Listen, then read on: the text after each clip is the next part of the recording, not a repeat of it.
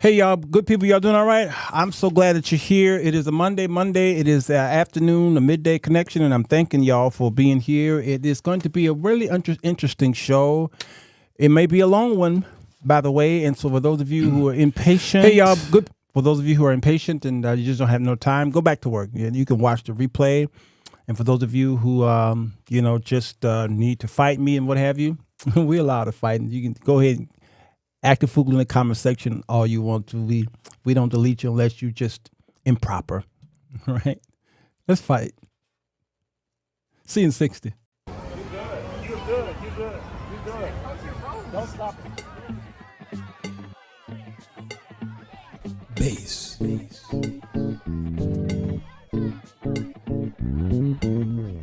the show that will get you thinking, and where the topics are hot. Feel free to comment whether we agree or not, 'cause he's got something to say. Sirwalterj.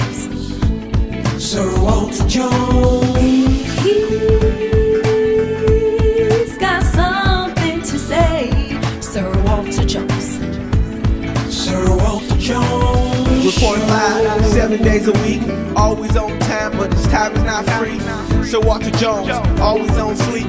Latest trending topics, had you jumping out your seat. He's got something to say. Come on in. The water's fine.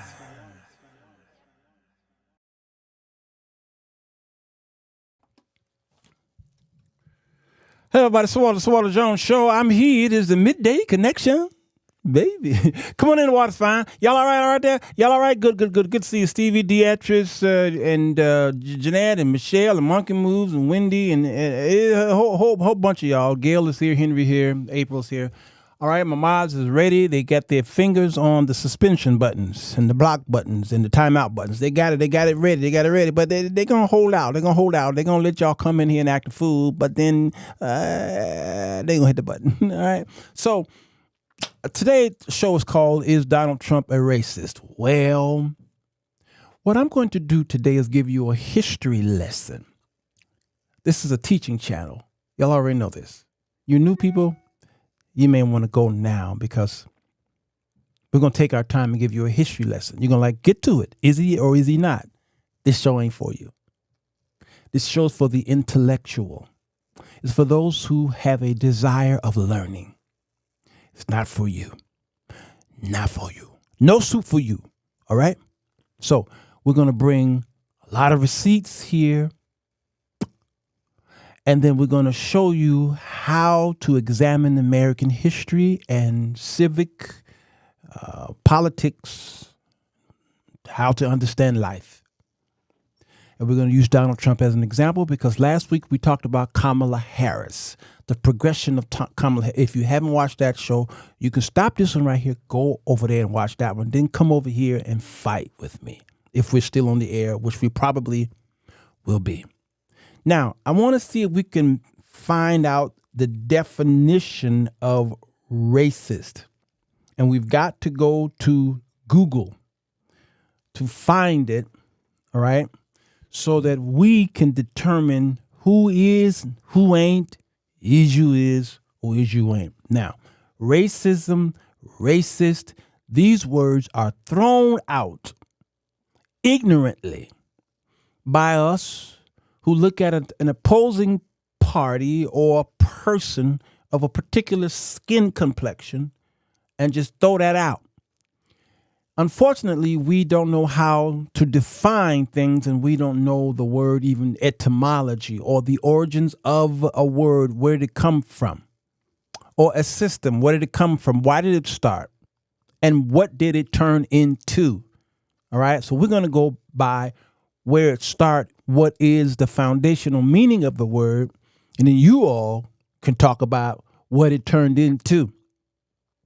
A black man can't be a racist. A white person may call you all a racist, or they may call Black Lives Matter a racist organization. They typically would call it a subversive, radical, what else would they call it?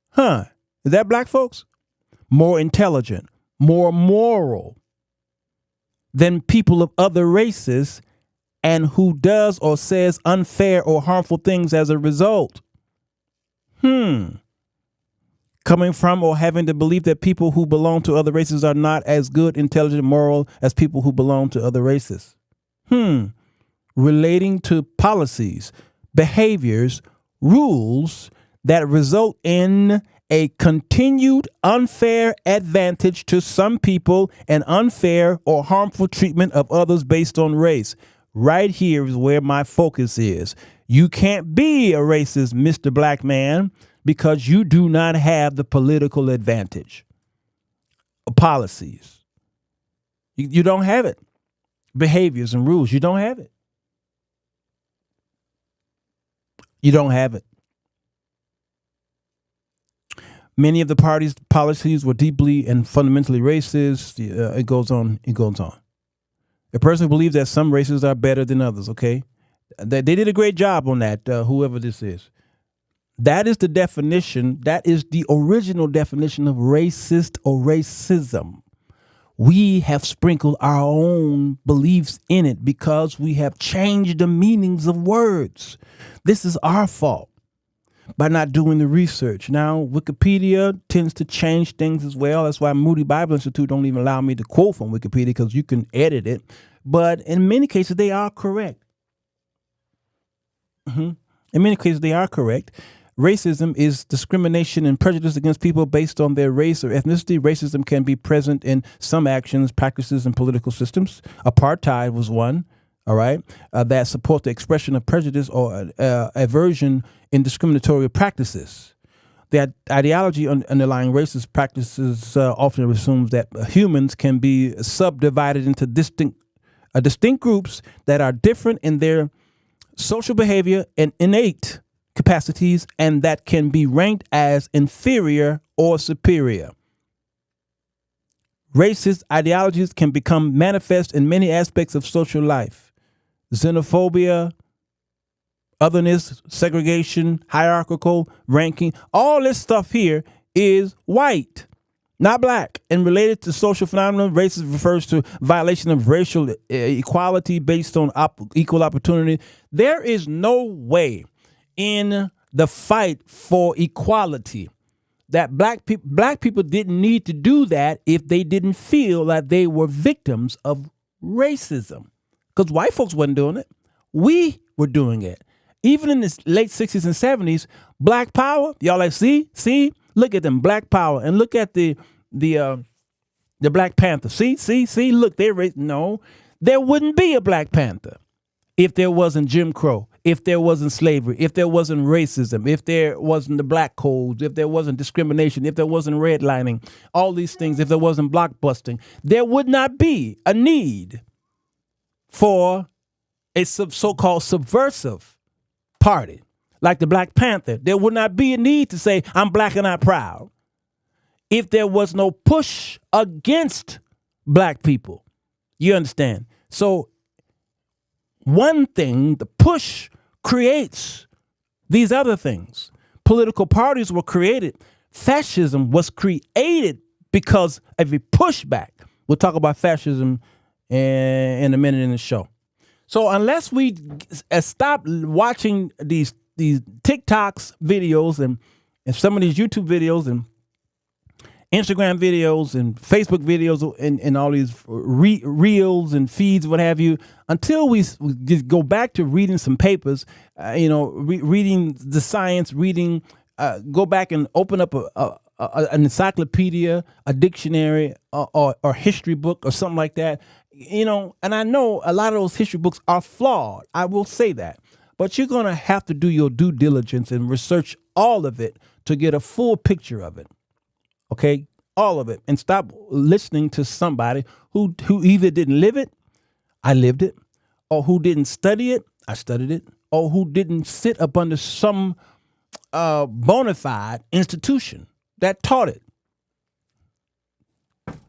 Hello. Y'all understand? With the whole discussion, since we That's why I love you, Pastor Grace. I call you Pastor Grace Church Culture. That's why I love you, because you'll push back on me, but you're open. I've always liked that about you, and we can disagree, you and I, and we settle our disagreements by having a beer fest. You drink the beer, I drink the Coca-Cola. Yeah, I love that, man. All right, so that's the definition of racist or racism. All right, now, what happened? Why are we fighting today? Why is there these two political parties? And why are we ignoring the other parties? There are other political parties. You all think that you need to vote for the Democrat or the Republican Party. Somebody got to you. It's called neutrality. Neutrality news. In the 50s and 60s, the news was neutral. It was unbiased. And when something happened in history, during that time, when something happened the day before or at the moment that the news was on, these newscasters like Walter Cronkite reported what he saw, but he didn't put his opinion in it. Those on the radio didn't do it. Edward R. Morrow, maybe. We could talk about him later. The newspapers, the New York Times and the Washington Post and all that stuff, back then they just reported the news as they saw it, all right, and didn't put in what they felt about it. What that did was it caused men like Walter Cronkite to be trusted by both sides. If you lost Walter Cronkite, you lost all of America because he was in the middle. That all had to change, though, based off of one guy. This one. Let us not assassinate this lad further, Senator. You've done enough. Have you no sense of decency, sir? At long last, have you left no sense of decency? I know this hurts. Have you no sense of decency? He was speaking to Joe McCarthy. This was June 9th, I believe, 1954. Joe McCarthy changed neutrality as we knew it back then. He did this widespread attack on those who he thought was a part of the Communist Party living in America, and those in Hollywood was a part of these hearings, because he thought there was a conspiracy and everybody was a communist, and he had no proof. The news was reporting this. They was airing the hearings, but the news reported what McCarthy said, but they never challenged him, even though there was no proof that these people were, secret communists. So people started to look at the press as being complicit to McCarthy and everybody else. And so the news, whether it was newspapers or the networks, decided, you know what, we've got to do some type of fact checking. In walks the 1970s, 80s, cable news came on the scene, and they really started to fact check to the point where they was not just fact checking, but they was giving, it was called opinion news. Journalist degrees, in order to get to be on a station or work for maybe the New York Times, something like that, journalist degrees were necessary in the 1970s in order to work at a prestigious news organization. You had to have a degree. And it was hard-fetched in the 70s and 80s to find anybody, even on network news or in cable news, that didn't have a journalist degree. But there was one problem. The universities who issued the degrees were leaned to the left, sometimes too far left. So a journalist went to college to get a journalistic degree. They walked in there as a moderate or walked in there as a conservative and graduated as a liberal. So journalists became activists. So this is why you may see some people, some journalists at a Republican rally or a Democratic rally because they became activists. So this is not anything new. So I need y'all to know you do not have to be afraid because you think that you don't like both parties, all right? Both persons who is running to represent their party. You don't like it, so you figure, well, where can I vote? As if there is no other parties out there. Okay? Let's see. There are a whole lot of political parties out there, and all it takes is a simple Google search, and you'll find them. You find the people who are running, they are on the ticket legally. And all you got to do is research them, go to the website, and look at their policies. The do's and don'ts and the things that they like and the things that they don't like and the things that they promise, even if you don't think they're going to make it, because America is a two-party system. I do agree with that. But your conscience is also a part of it. And you should have enough freedom, all right, to do your due diligence and vote because, as we often say, somebody died so that you might have the right to get down there and pull that lever. Now, there are people who say or ask the question, would it be a sin to vote for Kamala Harris because of her stance on abortion and homosexuality? Some people are saying, is it a sin to vote for Donald Trump because they feel that he is a racist, he's a fascist, he discriminates, he's a bigot, and all these other things. And he's trying to push in this Christian nationalism and Project 2025 and all these things, even though he said, I don't know what that is, but yet he was quoted in 2025 in that thing several times. And that whole board that put it together, you see them piling up with Trump and all this. So he knows. He's just a habitual liar. Not saying no other politician lies, because Barack Obama lies, Biden lies, Kamala lies, Clinton lied, Bush lied, Reagan lied. Every politician that you know of, including your mayor, your governor, your congressman and senator, all of them lie. But we've never seen such litivity in one man in American history, not sitting in the executive seat like that. We've never seen such a thing, not to that extent. Now, what I'm going to do is I'm going to play I think, which is a good defense on argument. This is from Wretched Radio. He changed the name to Wretched Fortis Institute. Okay, the way that person. All right, he's talking about the name of the show is Should Christians Vote for Trump? Now I want you to listen to his argument. They're like, are they a dignified person? Are they noble? Are they honest? Are they a scoundrel? So there's that weight system, but then there's also policies, because the policies sometimes they're connected, but sometimes they're separated from the person. And then you got preferences. There's just some people you like more than others. This person agitates me. I kind of like the way that person comports him or herself. So right away, what do we see? We just have different weights. Yes. Some people, they recognize some policies way more than other policies.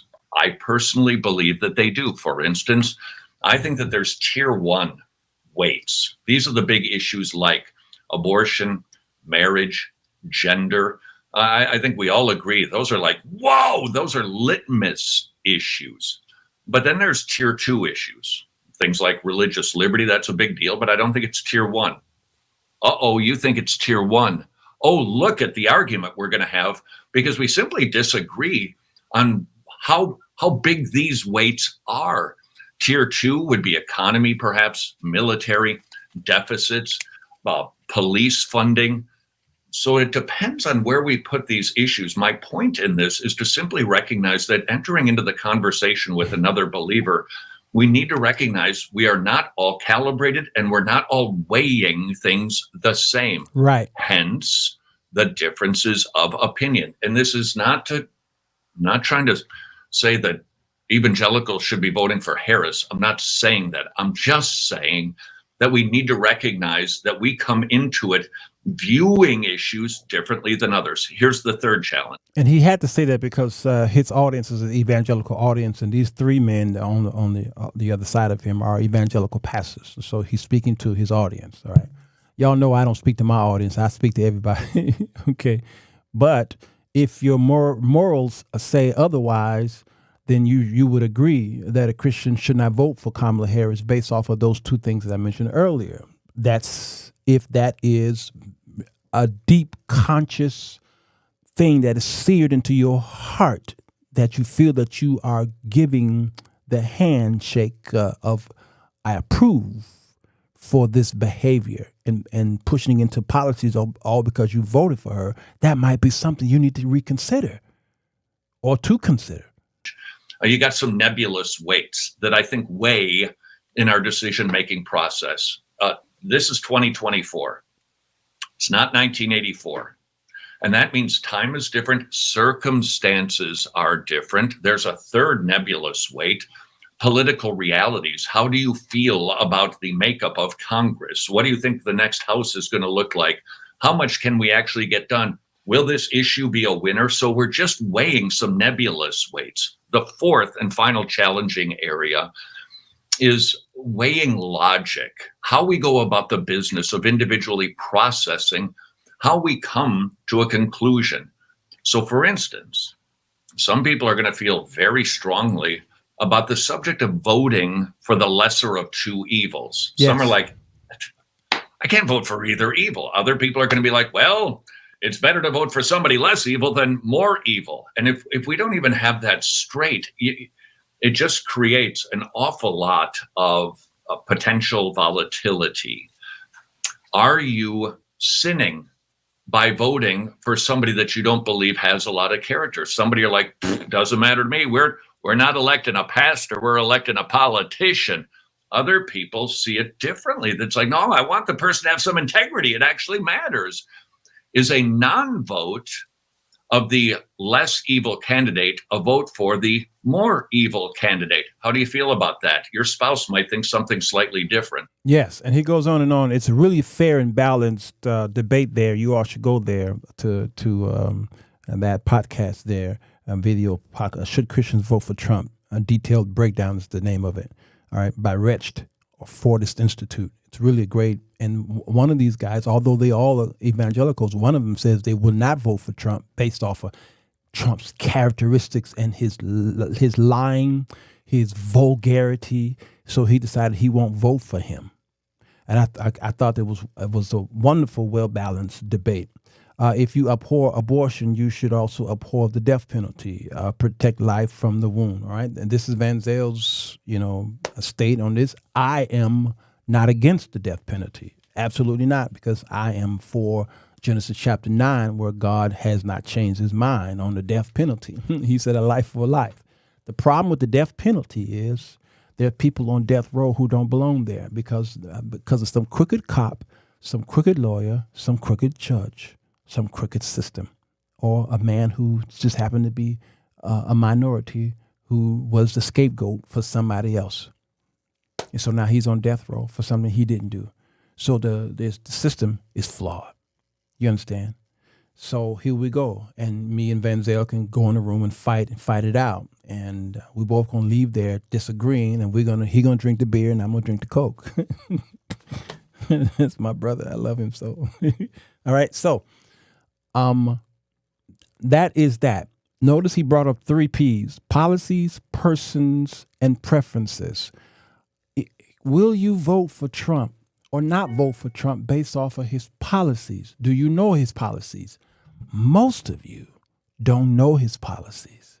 I'm going to say something right here in this section right here. The average Trump voter or follower don't know his policies. Don't. They don't even know where to find them. They don't even know what happened. He said tequila, Van Zelle tequila. They don't even know what happened during his administration when he was president. They don't even know. All they know is the embassy over there in Israel, Jerusalem. They like that.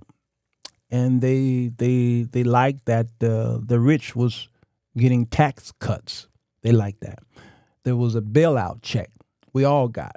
Oh, they liked that. Forgetting that Biden also sent a check to your house. The borders, build that wall. Well, there was a wall going up, but what did that do? Okay, there's a whole bunch of other policies, and guess what? There's a whole bunch of other things that Trump did that was actually good and successful, and I brought it up on this here show. For those of you who think that I'm anti-Trump 100%, you don't watch my show. I did a show where I talked about all the things that Trump did right. He did right, and I gave you the checklist of all the things that he did right. And some of the anti-Trump people were like, yeah, but, y'all were butting all over the place. All right. So the average Trump follower don't know his policies. So policy is one thing. Personality is another thing. The average Trump person they ignore his personality. They ignore it. Number two, they can't see it. When a woman falls in love with a man, she tries not to see his flaws. She tries not to see the things that he do that is actually hurting her. But she's so much in love that she will put up with it. She tolerates it. She can't even smell it. You understand? So you put up with it, and then to the point where if you keep telling a lie, you yourself will begin to believe that lie is true. You understand? You will believe that lie is true, to the point where the people who follow you will believe that it's true, even though when you first said it, the people knew it was a lie, but the more you say it, it becomes the truth to them. So they're blind. So personalities, you can't see it because you don't want to see it, because you need this guy to do one or two things for you. And him grabbing vaginas and him doing all that cussing. And he was even at a prayer thing. He was at a Catholic event, Al Williams or Wilson, whatever his name is, that dinner right there, and just was cussing. And it's like, he has no koof. No discretion, none of that. No, it doesn't matter. And evangelicals, by an alarming rate, warn him because they say, when he does those things, they do this. That is personality, and then there's preference. All right, he broke all that down, and you all can watch that when you get a chance. Now let's get into some of the deeper stuff. All right. Somebody came to me and asked a question about Kamala Harris saying that Jesus is not Lord. For those of you who hadn't seen it, I guess I've got to try and find it.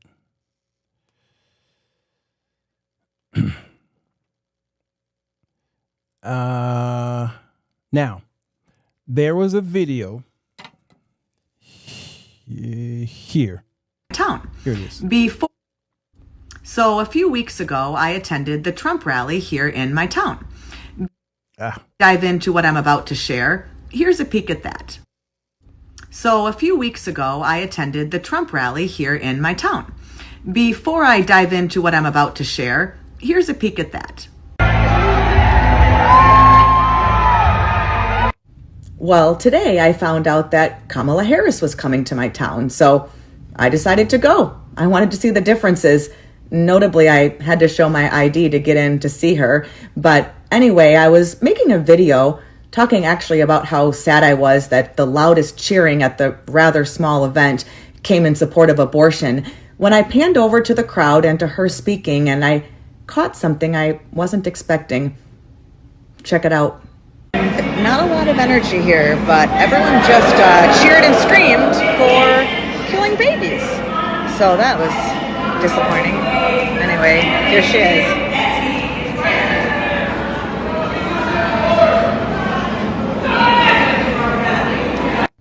Did you hear that? Some guy in the crowd shouted, Jesus is Lord. And Kamala said, I think you're at the wrong rally. And then she said, try the smaller one down the street. Everyone laughed and cheered, but I was at that rally. There were almost 7,000 people at it. Today they said there were 2,500. Nobody waiting. Open spaces. I wanted everyone who's a believer to hear that for themselves. Again, we're not going to be gaslighted on this. We remember Donald Trump hand-selected 3 members of the United States Supreme Court with the intention that they would undo the protections of Roe v. Wade, and they did as he intended. Oh, you guys are at the wrong rally.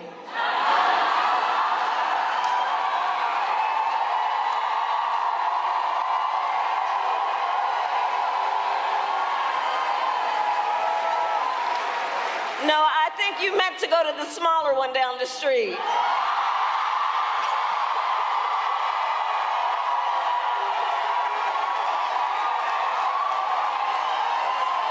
Come on. Okay. As shocking as that video may seem, I'm going to need you all to really stop getting pulled in by the current of the hype. All right. This is the problem with the church, is you all see something you think you see, especially if you wasn't there. And then you take it from somebody who was there. And that is the Mandela effect. All right. And this is herd mentality at its best. Be careful of that. This is how you all get pulled into conspiracies. So let me set this up for you. Now, I've seen other YouTubers talk about this, and some of my friends talked about it, and I disagree with them. Here's the thing. If I, being a believer, walked into a Trump rally, number one, first of all, they will look at me as being somebody suspicious because of my color. Y'all like, there are black people there. Trust me. They look at you as being plants from people that I know who attended those rallies, felt uncomfortable being there. And they never said anything. They just wanted to get in, and they pat you down because I'm telling you what I know. Number two, if I went into a Trump rally while Trump was speaking, and then I interrupted him by saying, Jesus is Lord, you better believe they was going to escort me out of there, even though I was among so-called Christians, conservatives. You see, the Jesus is Lord came after the sowing the discord in that audience. Y'all like, you don't know. I watched those 2 young men who were the ones who caused the ruckus. I watched them on Fox News. Fox News grabbed this story because they were like, yes, this is great right here. We need this. Like those apartments that was taken over by those gangs from Venezuela. Fox News ate it up. And they hyped it up to like as if that was happening all throughout Colorado, and it wasn't happening. All right. So if I went into a Trump rally and was speaking against Trump and then said, Jesus is Lord, I was going to get escorted out of there.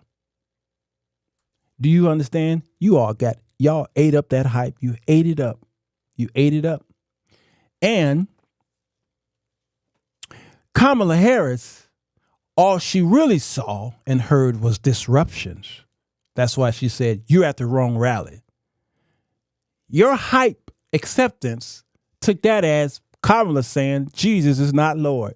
And you made it an Oprah Winfrey moment when she was like, what about Jesus? What about you? There's many ways to heaven. Remember when she said that? So you all, please don't get pulled in by the hype. Grace says, I have a tremendous bend towards Kamala, a woman that I'm not even voting for. This is where we have to hear the right ears. You saying I'm not the right ear? The right ears and senses. Yeah. See, here's the thing about me, Brother Grace. Fair and balanced. It's right here. The Sirwalterj Jones Show. It's fair and balanced. Number one, I don't pander to my audience. I say things that the bunkers hate. Raise your hand if you disagree with me. I say things that pastors and apostles and bishops of the Church of God in Christ hate. I speak against the Church of God in Christ. I speak against American imperialisms and functions and political and discriminations. I speak against policies. I speak against everybody. Is an equal opportunity for the Sirwalterj Jones Show. So if you saying that I am leaning towards Kamala Harris because I was fair to say that she is smart, it's telling me that you are leaning against her by going against me. By going against me. We all have an agenda. I have an agenda. My agenda is to be truthful with you. All right? My agenda is to be truthful with you. And if my agenda was to vote for the Democratic Party, then I need you to look at the last 20 years that I voted, and it was not Democrat. I voted maybe twice for the Republican Party, and I voted a whole lot of times independent. I wrote in a whole lot of people. I voted for Mike Huckabee, of all people, in one election. Do you understand? Fair and balanced. And if you saying I'm not fair and balanced, it's because you too have an agenda for a political person and a party. And you should have every right to have your agenda. But my agenda is to preach the gospel of Jesus Christ and to grip your conscience and to show you that maybe you are a hypocrite.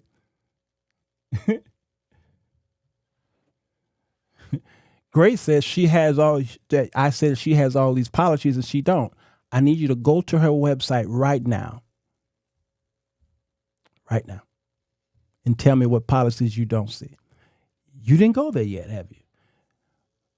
I've been bringing receipts since I've been on this show. And when you all go against me, you never bring receipts.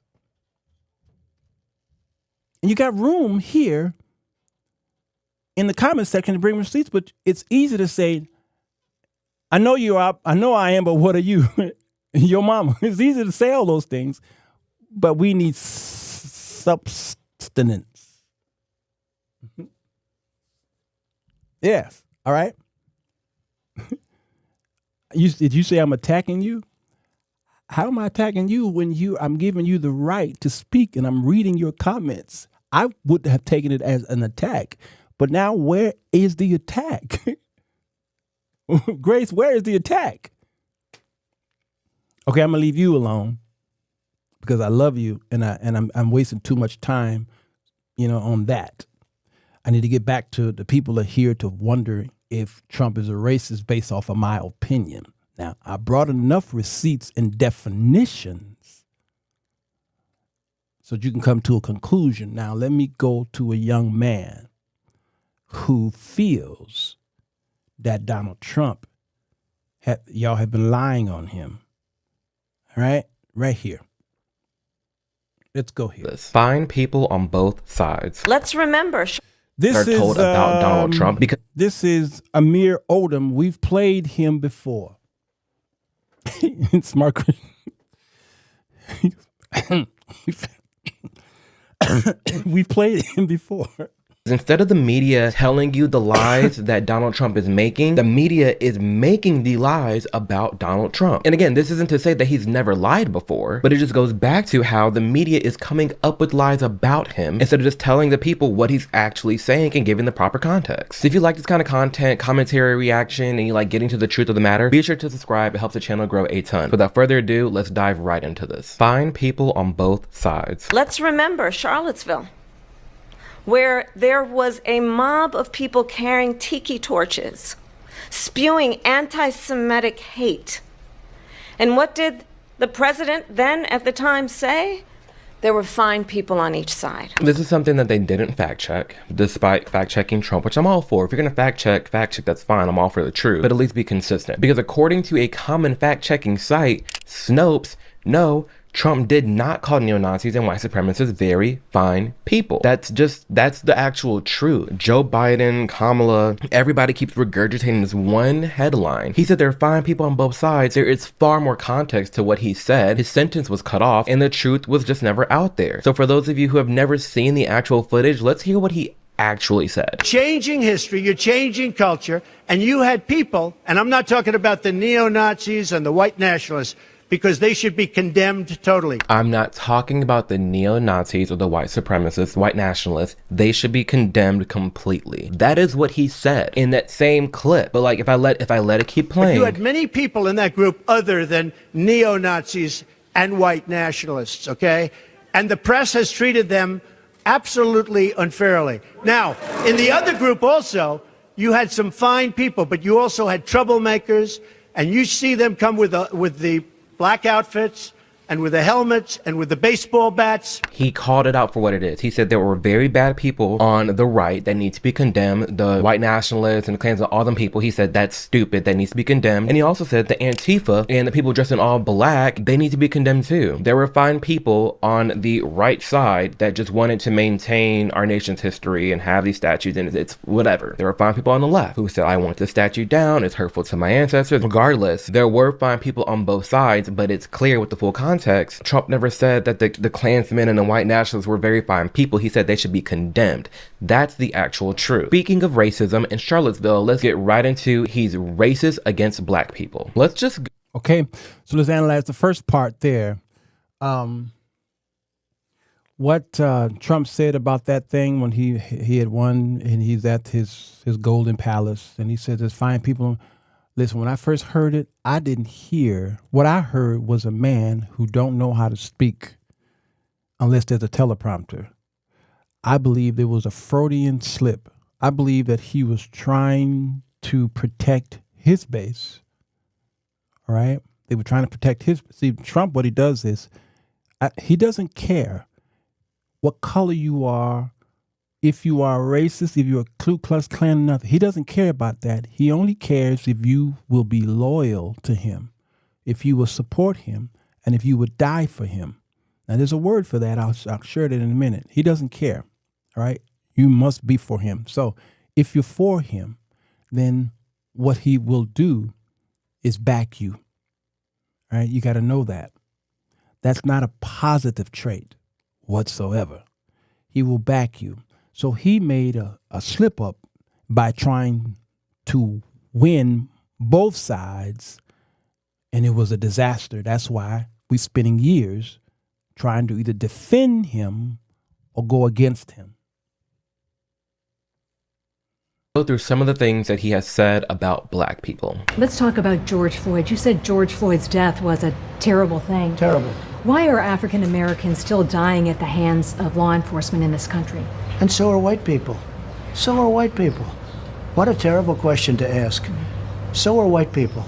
More white people, by the way. That's not racist. That's an actual fact. The way that question was framed was actually very wrong, very misleading, and it was meant to like trap him or make him look bad, when in reality, every race in this nation deals with police brutality, which, by the way, is at a very, very low amount compared to the regular smuggler criminals out there. Are cops supposed to be protecting us? Yes, but I'm not going to sit here and act like every cop is bad and wrong. And I'm also not going to act like we're going to get rid of bad cops entirely. Bad cops are out there. It sucks, but to sit here and act like my life is in danger at the hands of white police when there are more people who get struck by lightning and die than black unarmed men get shot by the police, miss me with it.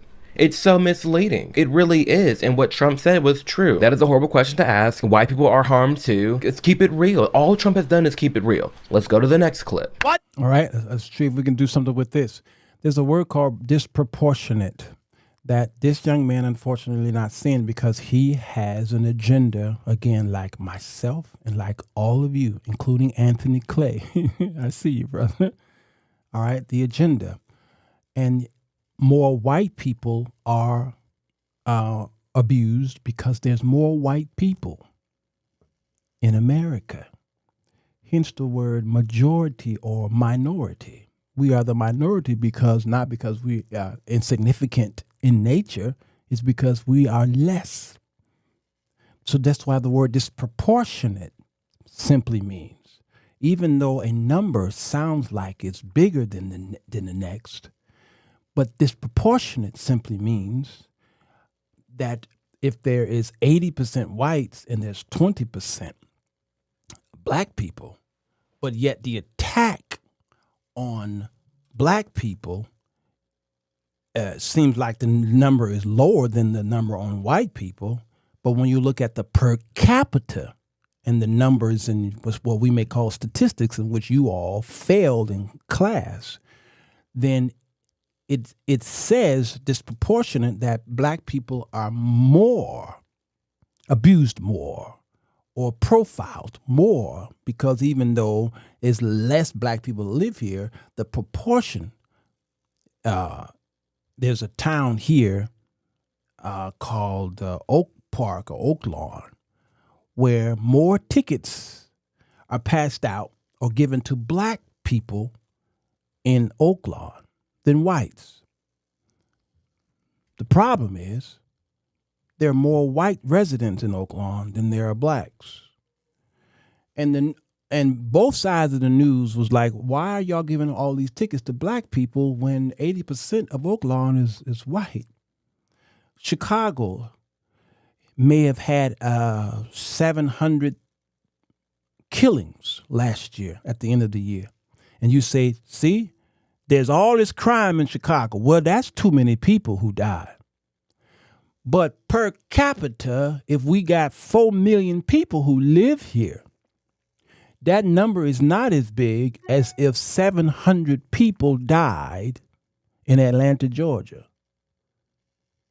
That would be an international, this would be of epic proportion that 700 people died in Atlanta, Georgia, opposed to Chicago. You see what I'm saying?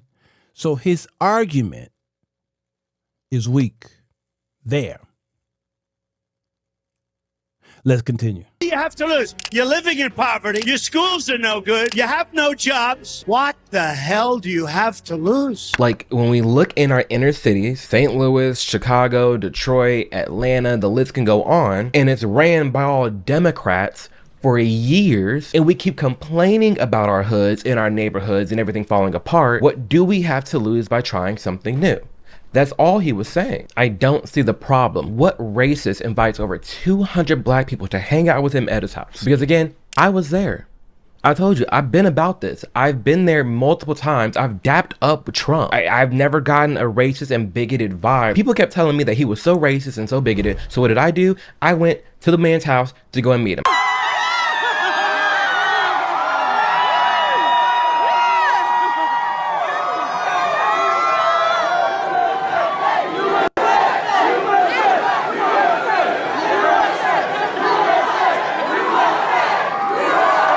I got invited to some events. I met him, didn't get a racist bone in my body. Like, honestly, it was actually a funny speech. That seems like a really bad racist to me. What racist pours money into black communities? President Trump unveiling opportunity zones, a new policy he says will build up communities in need by giving investors tax breaks to invest in low-income areas. What racist works with Kim Kardashian to get black people out of jail? It really is such an honor to be here today, so thank you. My whole journey with criminal justice reform. What racist meets with the founder of BET, Black Entertainment Television, to discuss racism and ways to be a better person and ally to the black community? I came away from that meeting understanding that President Trump is committed to reaching out to African Americans. And in the course of my conversation with them, we talked about a number of issues, if implemented by President Trump and his administration, will demonstrate that African Americans have something to gain by establishing a common ground with President-elect Trump and his administration. Actions speak louder than words. And all these actions that Trump is doing for the black community, I don't understand how people keep pinning him as a racist when he actually is the worst racist out there. Got it. This young man is young and unlearned in this area here of politics and how to get people to do things by at least acting like you like them. Abraham Lincoln freed many of the slaves, not because he loved them and that he was not a racist. Abraham Lincoln wanted to keep racism. He literally wanted, and we can read, and I can quote many of his quotes, he literally was okay with humans being enslaved by white men just so that he can keep the business together. What is the business? The business of the United States of America Incorporated. And if we could keep slavery and keep the business together, then keep slavery. If we would release the slaves and keep the business together, then release the slaves. What the right or conservatives leaned on, he released the slaves. Yeah, but he released them because he had hopes that it would keep the business together. And many other presidents who were racists did things for black people. Why? Because it was about keeping the business together.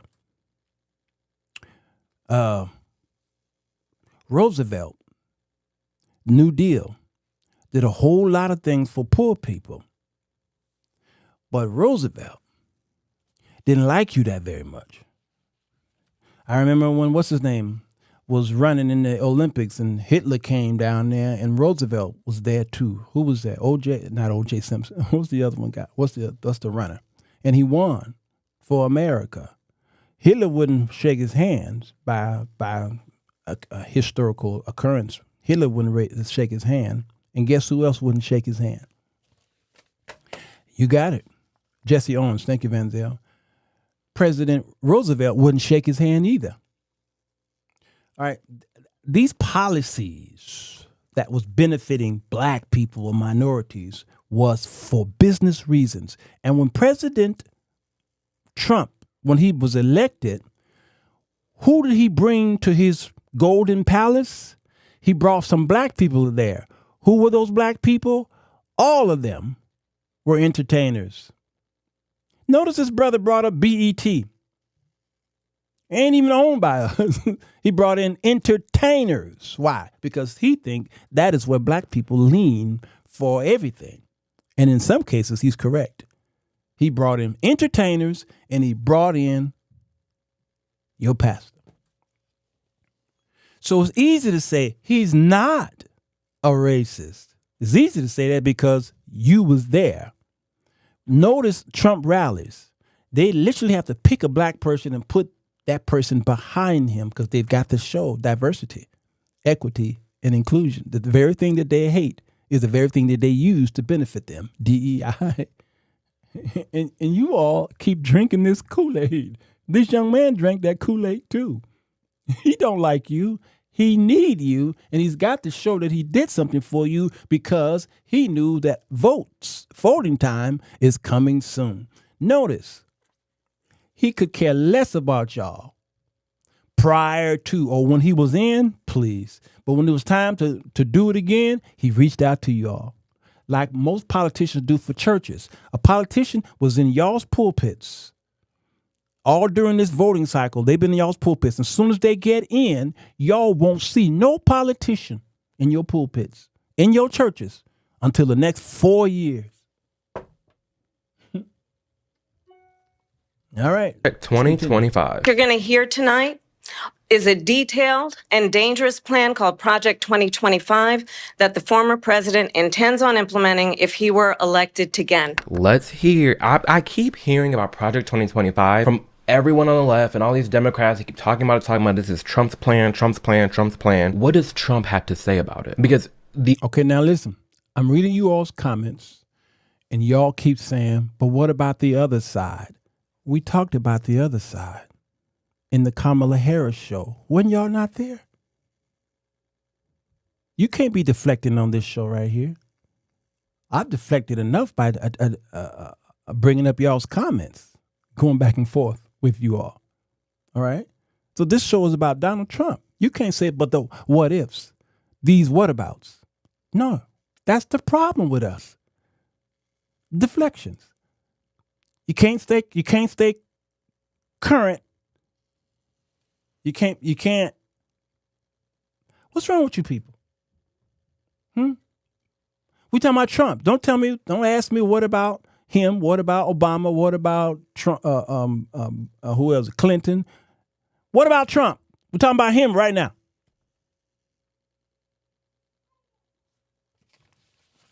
That's why you all will always lose a debate. Y'all should watch that movie called The Great Debaters. The Great Debaters. Stay on subject. All right, he talking about Project 2025. Only time I've ever heard Trump speak about Project 2025 is when he's saying things like this. Like some on the right, severe right, came up with this Project 25, and I don't even know. I mean, some of them I know who they are, but they're very, very conservative, just like you have. They're sort of the opposite of the radical left, okay? You have the radical left and you have the radical right, and they come up with this, I don't know what the hell it is, it's Project 25. He's involved in Project, and then they... Okay, there's a lot going on here, and I need to fast forward because I don't want to spend a whole lot of time on that. He talked about Project 2025, then he talked about J6. He talks about abortion, IVFs. He talks about gay people, Hispanic people. Which one do I want to? Let's talk about maybe abortion. I don't know. Or scan the QR code on the screen. He's going to take away abortion rights. He and his allies would limit access to birth control, ban medication abortion, and enact a nationwide abortion ban with or without Congress. Okay, let's see what Trump has said himself. What did he say? You wouldn't support a national ban? No, I wouldn't support a national ban. No, I would not. He says he will not support a national ban on abortion. He said that multiple times. And I agree. All right, I agree. And give it back to the states. I agree. Again, y'all think I'm just downright hating the man. Now, the Heritage Foundation wrote 2025. We all know that. And you best believe that they were influenced by Donald Trump in backdoor meetings, backroom meetings, closet meetings.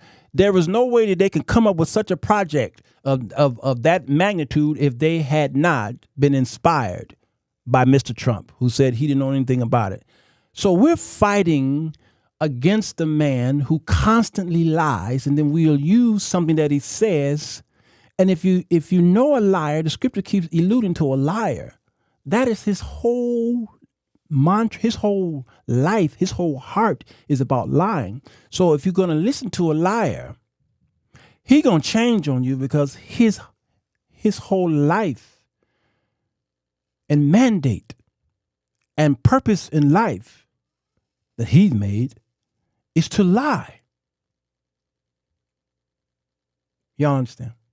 So let's get to some fair and balanced. And since you all saying that I don't, that y'all think that I'm a Democrat and I'm heralding Kamala Harris as the greatest politician that I'm not going to vote for. It just makes no sense if she's that great.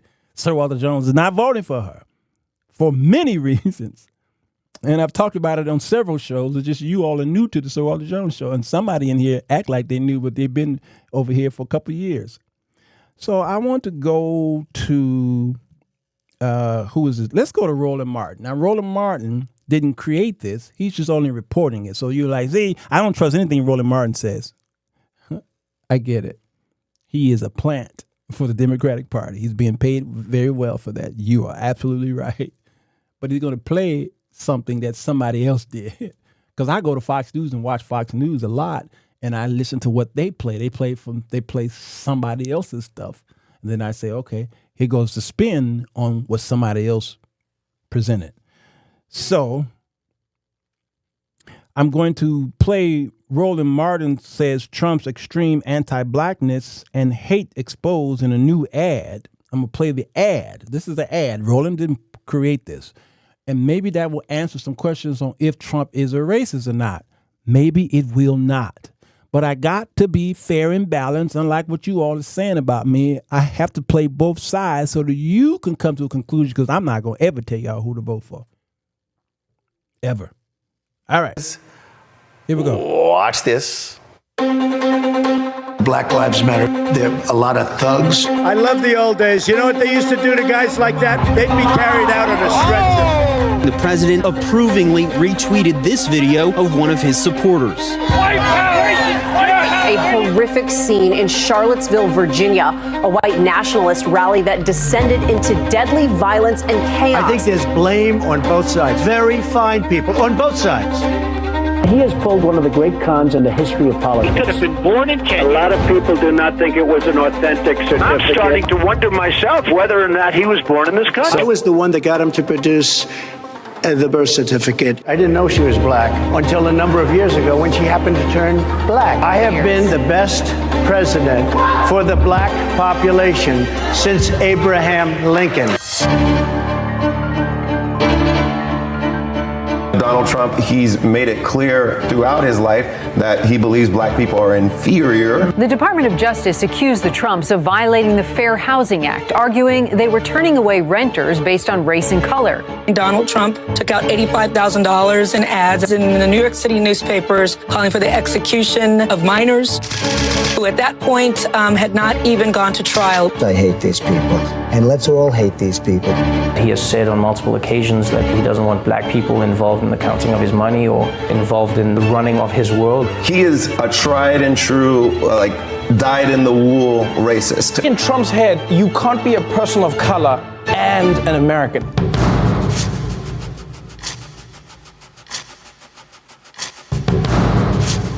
I would do stop and frisk. A violent confrontation on a New York City street that ends with one man, a black man, dead. He just took me out the car, searched the car, asked where are the guns, where are the weapons and the drugs. This is my license. I'm a pharmacist, right? But I get stopped all the fucking time. And because of that, I have to show this. Stop and frisk. Very simple. You stop them and you frisk them.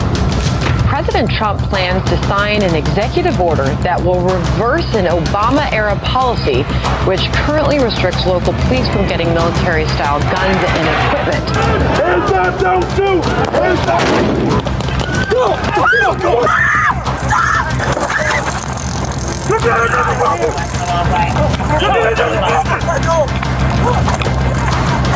Why are African Americans still dying at the hands of law enforcement in this country? And so are white people. So are white people. What a terrible question to ask.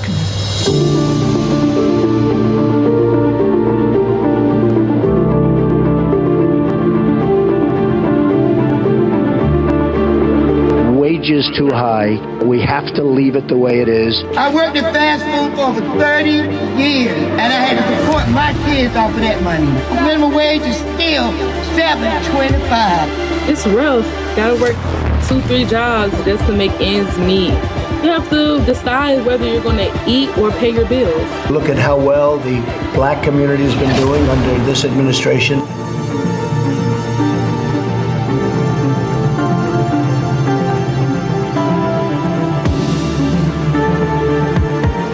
Efforts to save small business from the impacts of the pandemic have largely missed black-owned companies. When I applied for the PPP, we didn't get any help. The big companies, they didn't have to wait. They got their money. They started spending it immediately. People like me were still waiting. Great for small businesses, great for the workers.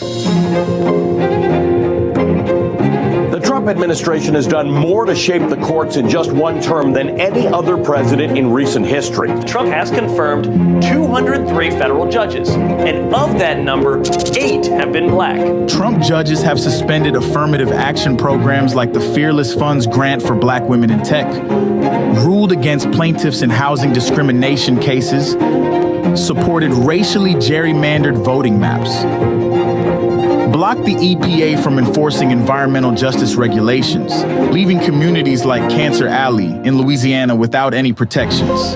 Cancer Alley, the stakeholders are 92% black. It's black people who are suffering the brunt of all the ill effects of this petrochemical industry. We don't benefit anything from it. We are the sacrifice zone.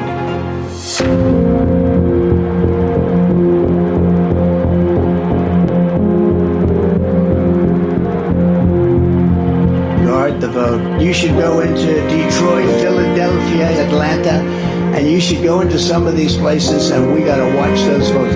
Donald Trump said there was rampant fraud. He didn't say it was happening everywhere. He said it's happening in Detroit, Philadelphia, Milwaukee, Fulton County, Georgia, Maricopa County, Arizona, Harris County, Texas, large urban centers with large populations of color. The thing that rhetoric is being used to justify are racially discriminatory voting policies, policies that make it harder for voters of color to vote. Issue here, you are perpetrating anti-humanist issues here. You're living in poverty. Your schools are no good. You have no jobs. I got indicted a second time and a third time and a fourth time. That's why the black people like me. We've all seen the mugshot. And you know who embraced it more than anybody else? The black population. I'm being indicted for you, the black population. Kamala, they always say Kamala. And all of a sudden she made a turn and she became a black. Would you rather have the black president or the white president? I think they want the white guy. Look at my African American over here. Look at him. Racism. The least racist. I am the least racist person there is anywhere in the world. My favorite color is black.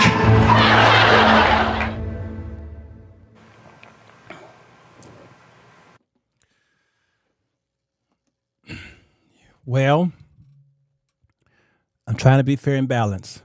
Now, here was what's happening all while this little thing was playing. You all who are Trumpers were finding a segment or clip that you could argue. This is what preachers do in the Bible. We go in there and we find something that fits us, we'll argue that point. Everything around it, let's not talk about that. So you all were finding things in here, and out of 10 things that sounded racist, you found 2 and you brought that up and put it in the comment section. I saw you. I saw you. Can y'all tell me what does that say? Can you tell me what does that say? You see, when somebody brings something to me, something either I said or did or someone said or did, and they want me to be a mediator, I look at every aspect of it. And before I move on to the next subject matter, we have to agree on this one or agree to disagree. If you bring a biblical question to me, I need to not say, well, no, let's talk about this question here. if you are fighting over a scripture, you can't say, but let's go over here to this scripture. No, let's stay on this scripture. What does it say before you go over there? And this is what you all were doing to this whole tyrant. From a tyrant, okay, was you like, I'm not gonna speak on that. I'm not gonna speak on that one. That sounds racist. Ooh, yeah, he shouldn't have said that. Oh, here's one. Here's one. Y'all are guilty. Then y'all start to attack Roland Martin because it's on his show. I don't like Roland Martin myself. Nicole don't like Roland Martin. I don't like him. But let me tell you, I've often said, because of my fair and balance, if I could care less if I like or not like a person. If the person is speaking the truth, I'm gonna share the truth. If he's speaking the truth, I'm gonna share the truth. I'm gonna quote from this person. Roland Martin said blah blah blah, and although I disagree with his politics or his social blah blah, I agree with him right there. Blah blah blah. I've even said that about Donald Trump. You know, he lies a whole lot. But when he says here is factual, what he said here is factual. Not what he said I'm going to do. No, he lying there. But when he says something factual, then I'll say, you know what? He's right. Biased. Come on, Diane. Totally biased hypocrisy. Now, let me play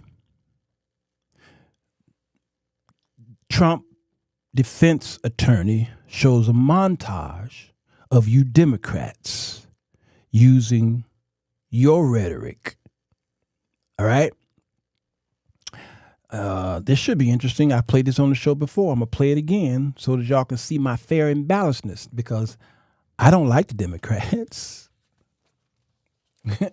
I think they are responsible for keeping a lot of your people poor, impoverished, institutionalized, and they are giving you things, and you have been given into.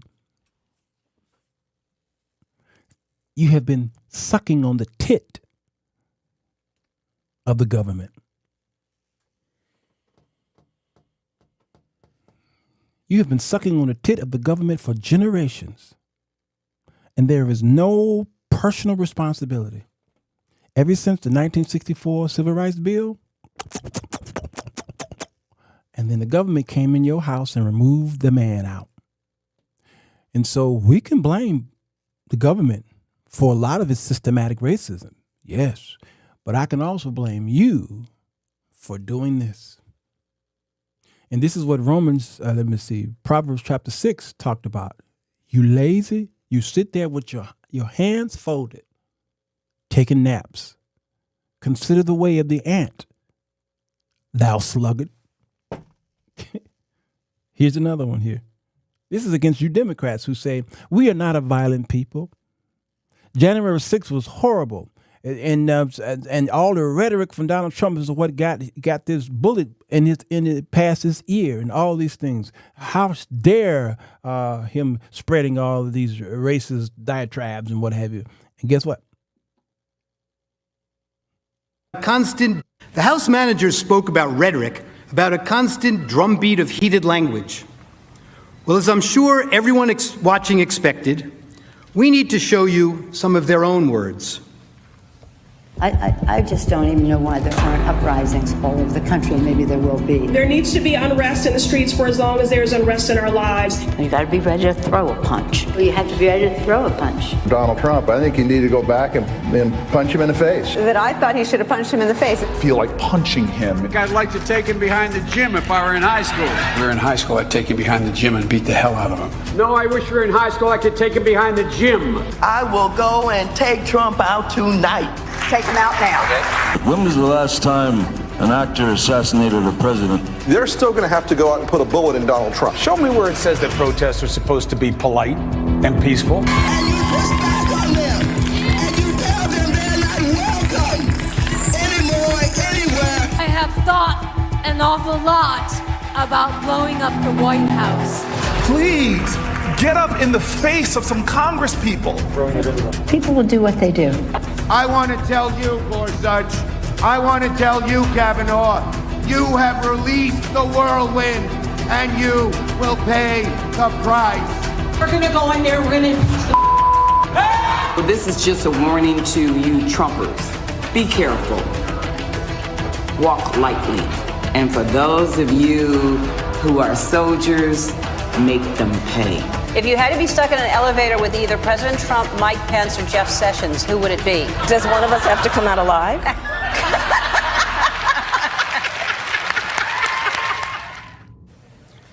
And there's more. I promise to fight every single day. One, I'm a fighter and I'm relentless. But I'm a fighter and I'm relentless. A fighter and I'm relentless. I will fight like hell. But the way I see it now is that we pick ourselves up and we fight back. That's what I think it's all about. We stand up and we fight back. We do not back down. We do not compromise, not today, not tomorrow, not ever. You can either lie down, you can whimper, you can pull up in a ball, you can decide to move to Canada, or you can stand your ground and fight back. And that's what it's about. We do fight back, but we are going to fight back. We are not turning this country over to what Donald Trump has sold. We are just not. Look, people are upset and they're right to be upset. Now we can whimper, we can whine, or we can fight back. Me, I'm here to fight back. Okay, now the whole fight back thing, that second half, the first half was very telling to the Democrats. The second half, no, that's this ambiguity there. That doesn't necessarily mean physical fighting, because Trump, when he got shot in the ear, he got up and what did he say? Fight, fight, fight. Did he not? Was he telling them physically fight? Well, maybe in his case, maybe. All right. So that whole fight thing, no, that is fighting, meaning going to the polls, what have you. So the second half of their defense is kind of weak. But the first half, that man was talking about bullets in the man and all this stuff. Yeah, that's too much. I'm John Tester, and you damn right I approve this message. Yeah, it's a whole lot here. And I'll have lots of fights ahead of us, and I'm ready to stand up. And Fighting and keep focused. Continue to fight. Yeah. That second half, that second half was weak. All right. What do you have to say now, Democrats? You know, both parties is jacked up, boy. Both parties is so jacked up. Is Trump a racist? I'll answer that in a minute. I want to talk about what is a fascist.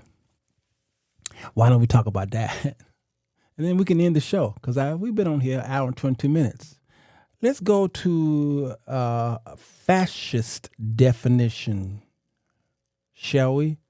I think that's a good place to start. Y'all wondering, is he a racist? Well, in the sense, I don't really care if he's a racist. Him being a racist doesn't affect me whatsoever. No. I'm building generational wealth for myself, my children, and my grandchildren, so I really could care less if a man hate me. And if he gets into office, it seems like that would be something that could push against me. I'm not worried about that.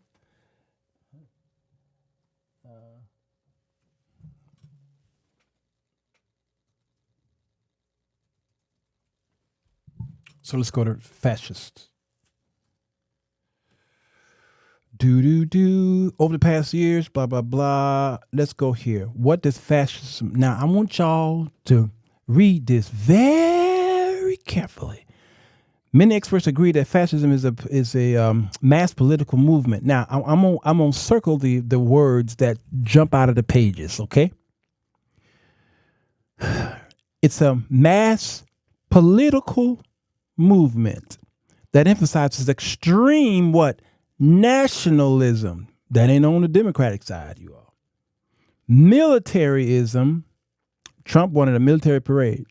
And the supremacy of the nation over individuals. He often say America first. When he says America first, what he means is America only. No Christian should be following that. All right? No Christian should be following that, because American first means American only. And the supremacy of the nations over the individual, The model of government stands in contrast to liberal democracies that support individual rights, competitive election, and political dissent. Okay? This is important. In many ways, fascist regimes are revolutionary in nature. That whole fight, that whole thing on January 6th, his speech was revolutionary. Even though he said peaceful, please, dog whistle. They advocate for the overthrow of what? Overthrow of existing systems of government. He's trying to kill the Constitution based off of his belief in the whole Project 2025. I don't care who instituted it. He loves it. And the persecution of political enemies. What did he say that he was going to do day one? Y'all remember that? And Fox News tried to help him by saying, you don't really mean that, do you? He says, I do mean that. Persecution of political enemies. This is ridiculous. However, such regimes are also highly conservative in their championing of traditional values. Traditional values. And Trump is a Democrat. He's always been. He's a liberal. All right? And although fascist leaders typically claim to support the everyman, in reality, their regimes often align with the powerful, what? Business interest. Hence the taxes issue. Let's unpack a few of these hallmark characteristics of fascist leaders and their movements. They unpack it down here. They talk about extreme nationalism. We already know Christian nationalists. They believe in the supremacy of certain groups of people based on characteristics such as race, religion, ethnicity, nationality. Hitler and his Nazi party, for instance, advanced the idea of Aryan. Who follows? The Aryans follow who? The Democrats? Absolutely not. Why do they love Trump so much? Why? Why do they love Trump so much? The most extreme examples of this ethnocentric nationalism manifests in the Holocaust during the Third Reich. Then comes the cult personality. Fascist regimes cultivate images of their leaders as great figures to be loved and admired. You're like, is that Trump? Yes. NFS, is that what they call those cards? Those little trading cards, notice the images that he was selling was him of a superhero. He was Batman, Superman. He was some demagogue. He was some sports hero, what have you, blah, blah, blah. He looked to as a great figures to be loved and admired. The cult of personality is often perpetuated through mass media and what? Propaganda. Mussolini photograph hung in the walls of classrooms. Trust me, if y'all let him continue in what they call them? NFTs. In NFTs. Thank you. While the political party encouraged all good citizens to purchase a Mussolini-themed calendar. Look at that. Popular mobilization. Although both authoritarian and fascist governments are anti-democratic, leave little room for dissent and strive to centralize power. The two types of regimes are not the same.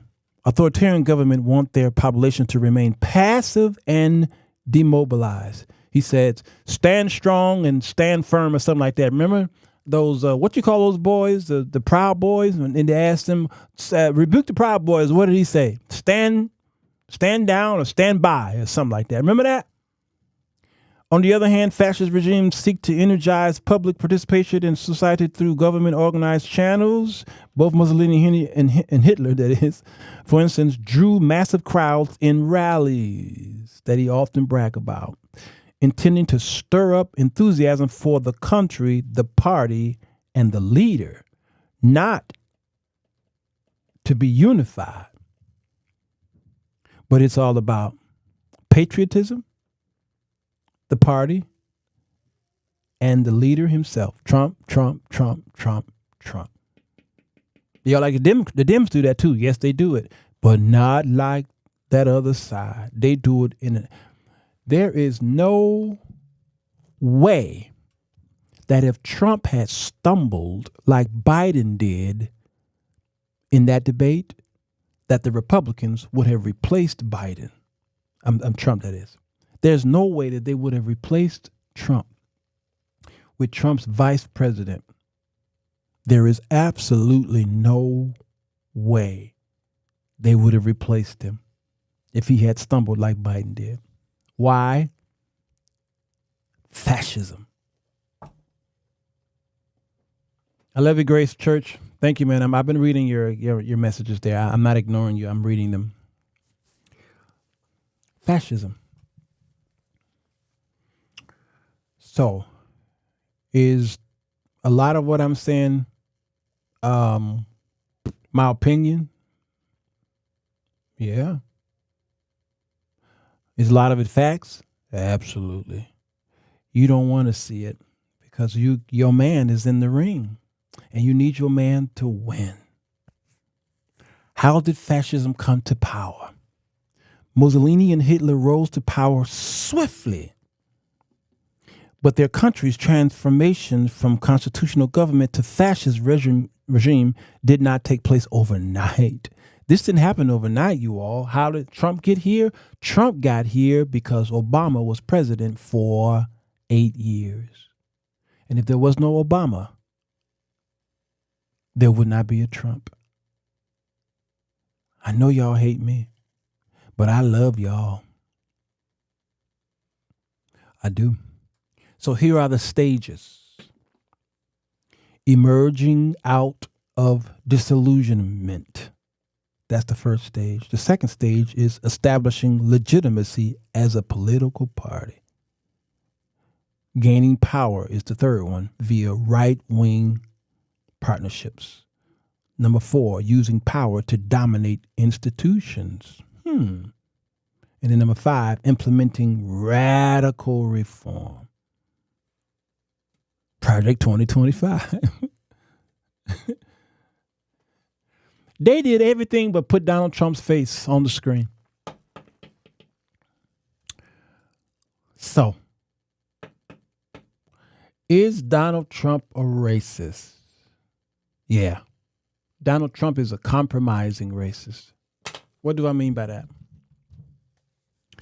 Donald Trump likes you when you like him. The only thing that's standing in your way is your color. That's the only thing standing in your way.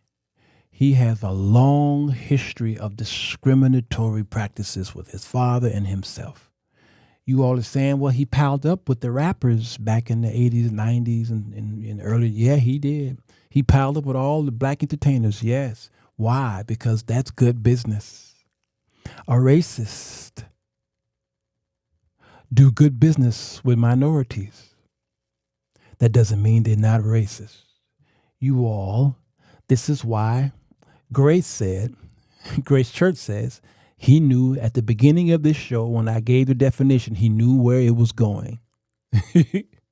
Y'all think I'm not reading your comments. Oh, I read a lot of them. I don't read all of them, but I'm able to chew gum and walk at the same time. My job is to set you up. What? To stir you up, to make you think. When you leave this show, you are going to then see the proof of where I was right. And then you're going to debate some of the things of where I was wrong, because you're going to go back into your comfortable places to watch your comfortable media outlets. And then you're going to say, yeah, he was wrong there, he was wrong there, he was wrong there, and not throw a wide net to receive information. That's why I like ground news. I am not going to promote ground news, but I like ground news because it at least show you the left side and the right side, why the right side won't air what we just saw. And if they do, they spin it. And guess what? The left do the same thing. So I think all y'all need a subscription at Ground News and their competitors. You all need a subscription. Okay? So I think that Donald Trump is a compromising racist. We all are not, Maria. We all are not compromising racists. I can't be a racist, but I can be a bigot. I can discriminate. But Donald Trump is a compromising racist. He's a racist, true blue. He was raised by his father to be a racist. Donald Trump, though, will sit and have dinner with you if it benefits him, because that's what malignant narcissists do as well. And he's got a touch of psychosis. And now he's got all those problems, and he's got a cognitive decline going on. And all these people are following him. God bless America, land that I love, stand beside her and guide her. I don't know. Donald just didn't become a racist. Yep, he's been one all his life. He used to, Jackie Durberry. Yep. Wendy said he's an opportunist. Yep. And you all are going to keep falling for the hype. And let me tell you, while y'all keep falling for the hype and who's going to be the best guy who's going to win, let me tell you, there is a man, his historian, and he's an election predictor. His name is Alan Lichtman. Y'all have heard of him. You've probably seen his face. He predicted 9 out of 10 presidential wins. And he used these things called the keys to the White House. And he says that emphatically he believed that Kamala Harris will win. Well, a guy like that, I would listen to more than anybody, because he's like a prophet. He's got 9 out of 10 right. And those stats are better than most prophets in America. Prophets are not supposed to get any of them wrong, but American prophets get 3 out of 10 wrong. Okay. And so he says, he has predicted 9 presidents out of the 10 correctly. And he's predicting that Kamala Harris will be the president of the United States. And from the outside looking in, she looks like she will be the next president and the first female president, and who has Asian and black, origins. And so it would be another milestone, which goes back to Barack Obama. All right. So guess what? Thank you, Grace Church. I'm going to support his work. Thank you, sir. Grace Church, what I don't plan to do, and what I've never really done, was spend most of my time as a preacher on politics. Could somebody tell me how many shows I have on YouTube? I think it's easy to go there and find out. It might be 1,000, 2,000 maybe. I don't know. It should be at least 2,000 shows. Out of the 2,000 shows and out of the 10 years that I've been doing this show, you literally can count how many times I brought up politics, about election and voting. No. Most of my teaching is on Bible teaching, Sunday school. I talk about finance. I talk a lot about, relationships. Okay. I talk about all that stuff, because I need the people not to be watching the Sirwalterj show to find out which pastor I'm going to destroy. Yeah. That's not me. And if you're new here, this is your first time watching this show, whatever you're saying about me is based off of this one show. It wouldn't matter whether he's a racist or not. You sit down and negotiate and get something out of them. Yeah, LBJ didn't like us, but we got something from them. Yes, I brought up LBJ many times. I'm so sick of smart Christian. Yep. LBJ passed the Civil Rights Bill for political reasons. Walter's the oldest Bible school. Thank you, Grace Church. See, Grace Church, he sent me some money. This is why I keep telling y'all I love that man. He will go against me. He will let y'all know I am vehemently against that man. But if there was any hatred in that man against Sir Walter Jones, there is no way he would spend his hard-earned money and cash at me. There's no way. There's no way. He and I just disagree with maybe some political stuff.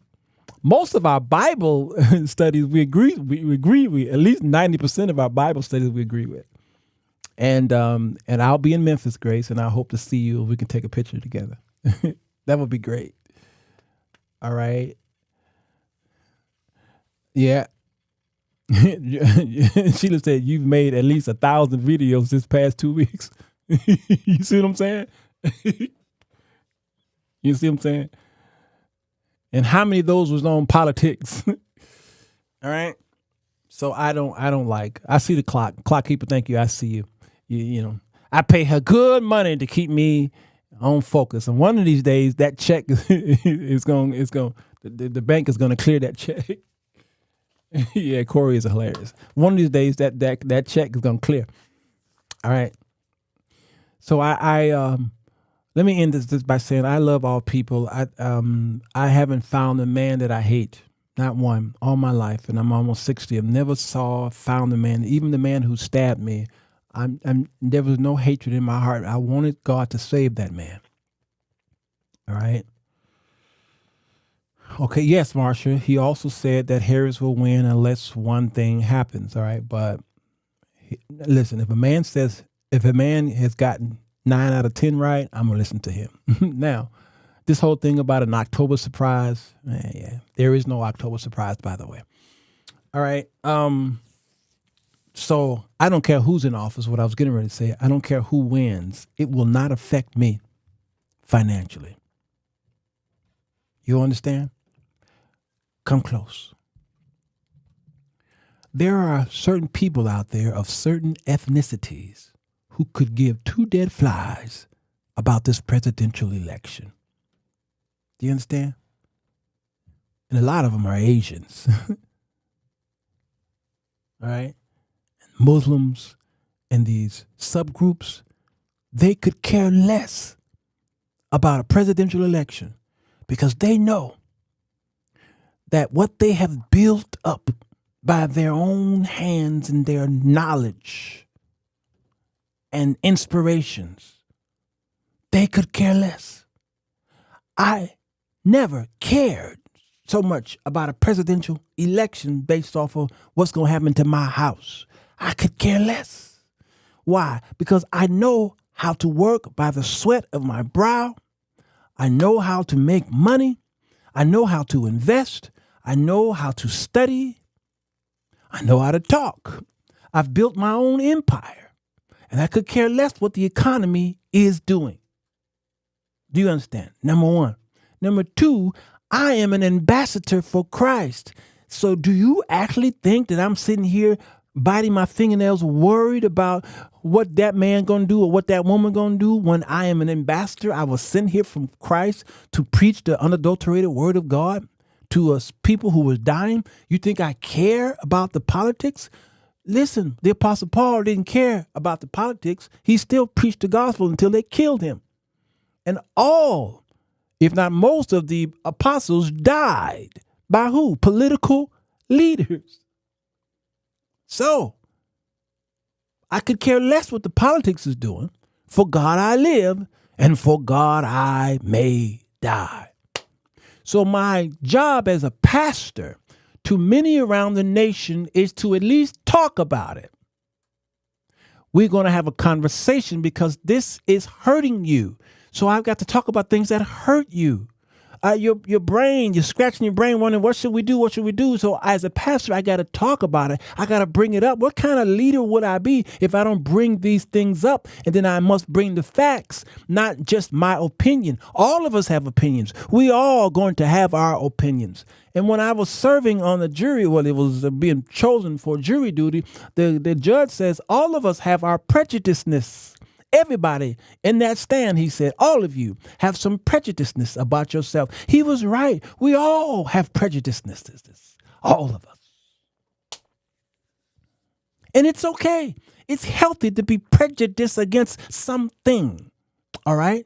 But you can't be prejudiced against a person when it comes to spiritualities, because God has no respect of person. And he said there is no male or female in the Lord. So you can't look at a man because of the color of his skin and decided you're not going to try to evangelize that person. Because in world history, there was no such thing as a black man, white man, red man, yellow man.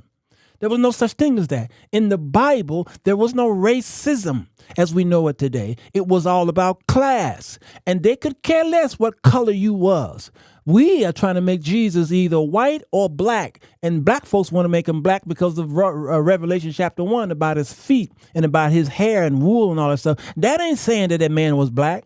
Even if he was a dark-skinned black man, the Bible does not tell you his skin complexion, all that. We know he went over in Egypt and he was hiding over there. And how can a white man hide in Egypt? By the way, we know all of the antidotes that black Hebrew Israelites bring up and even atheists bring up. We know all those things. But the Bible didn't focus on racism and skin color. It was all about class.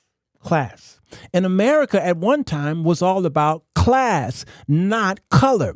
Black people and white people, go all the way back to the 1600s, was here in the 13 colonies, enjoying worship, enjoying making money, enjoying building wealth, and enjoying all this. And then it wasn't until a certain time when I'll talk about that later. We've done this. We've done this already. We've done this so many times.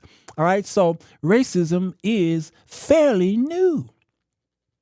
And then when it became a new thing or construct, then we changed it over time to mean something. I don't like you. And because you're white and I don't like you, you are racist because of what you say to me or what you're doing to me. So this guy's automatically racist. And we are wrong when we just put that one word on everybody, because it's like calling a black woman bitter black woman because she don't like what you've said or what you've done, or she raised her voice. All of a sudden she's bitter black woman because she raised her voice. She ain't bitter. She is doing exactly the same thing you're doing. She's righteously indignant against what you're doing against her. You understand? So to just call everybody racist is unfair. It's unfair. So we've got to be a little more intelligent, please, much more if you possibly can. Stop running with the hype. I could care less who's going to be in office, but because you care, I care. I care. So I put these shows together and I tell you to watch for the wolf. That guy who gave you $1,500, bail out. He did that for him, not for you. That guy who freed the slaves, he did that for him, not for you. That guy who gave all that money to black institutions and universities, he did that for him, not for you. You understand? And if you don't know that by now, you're going to keep falling down that rabbit hole. And that's on both sides. Kamala Harris says she was raised in the church. She was. She said she's a Christian. I know a tree by the fruit it bears. And if you are talking to Christians, you're going to say you're a Christian. You see, because Paul had to rebuke Peter. Because Peter was a disciple, then he was an apostle, and then he was there at the Jerusalem Council. So we're not going to push these things on the Gentiles. He was there. He was there. He walked with Jesus, talked with Jesus. He was there. And then, but then when he was with the Jews, he acted like a Jew and discriminated against the Gentiles. And Paul had to rebuke him for doing the same thing. This is what we do today. It's easy to go in church as a politician and speak the rhetoric and sing their songs. Barack Obama said, "Oh, amazing grace." Everybody stood up and just went, "Woo, he must really love the Lord." The Holy Ghost is in this man right now. No, he was at church. And when in Rome, you do what the Romans do. And then he left there, went to an LGBTQ rally, and then he became a proponent of homosexuality. You see, this is what politicians must do. Not about you. It's about them. So you can vote for Kamala or you can vote for Trump. Whichever way you voted the same. And all of these independent political parties out there who, if you read the background, you'd be like, why ain't they running? Why aren't they getting the news that why these people here is almost, you would think that they were saved, sanctified. Or at least Baptists. Look at these other parties. You'd be surprised at some of these political parties that will be on the ticket, So when you go to your voting precinct, you do not have to receive the ticket that they give you. I went and voted the last time and they passed me a Democratic ticket, a ballot, and I says, "Why are you giving me that? Where's the ballot that has everybody on it from every party?" "Well, you got because I live in this neighborhood, you think I'm automatically Democratic? No, give me that other ballot." So don't just let them push that on you. Go in there or do your research first and say, okay, I want an independent, the mama and the papa party. Where's that? Ask for it. Ask for it. Meanwhile, if you all keep living based off of what politics is going to do, then what kind of believer are y'all? I'm hoping that your faith is stronger than that, and get your behind back to reading and getting your finances back into order, because your children are suffering and they're moving back home because they can't afford it, and you're not teaching them anything about generational wealth. You're so worried about what TikTok is saying about Trump or Kamala and getting pulled in by her saying that Jesus ain't Lord. Listen, I'm not going to fall for the banana in the tailpipe. So God, we thank you for your presence, your love, and your blood, and for the people who are here, the ones who went against me. I love them just the same. Thank you, God, for giving us this platform so we can say whatever we want to say. We agree with the First Amendment rights. God, thank you for our ability to be able to speak our piece and not be sanctioned all the time. Thank you for your power of the Holy Spirit, who teaches us all truth and shows us things, and it even corrects us when we know we were wrong, we misquoted something, or a Freudian slip, or we misspoke, or what have you. The Holy Ghost then bridles our tongues and gives us the truth and shows us, and so we can go back and say, I made a mistake. So God, thank you for I have the activities of my brain that I can think and process things and reasons, and this is why you made us in your image, because we have the ability to reason like you. That is the image of God. Strengthen us, God. Help us to be more unified. The church is divided over political matters, yet we don't even know who Christ is. So we love you. We thank you. Give your name the praise in Jesus' name. Amen. I see you unplugged tonight. I'm asking the question, whose Jesus are you worshiping? That's tonight, 9 o'clock Central Standard Time. You might want to be there.